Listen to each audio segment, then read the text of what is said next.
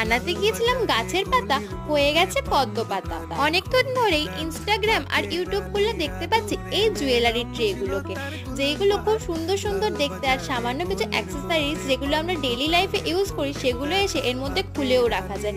আমার তো দেখে বেশ ভারী সুন্দর লাগলো, কিন্তু আমি কিনতে যাব কেন? আমি তো ক্রাফটার, আমি এটা বানিয়ে নিতেই পারবো। আর ক্লে দিয়ে বানাতে গেলে অনেকটা ক্লে লাগতো, তাই ভাবলাম মাটি দিয়েই বানিয়ে ফেলি, তাতে ক্লেটাও সাশ্রয় হবে। আর দেখো, ভালো ভেবেছিলাম গাছের পাতা, আর এটা দেখতে শেপটা অনেকটা হয়ে গেছে পদ্ম পাতার মতো।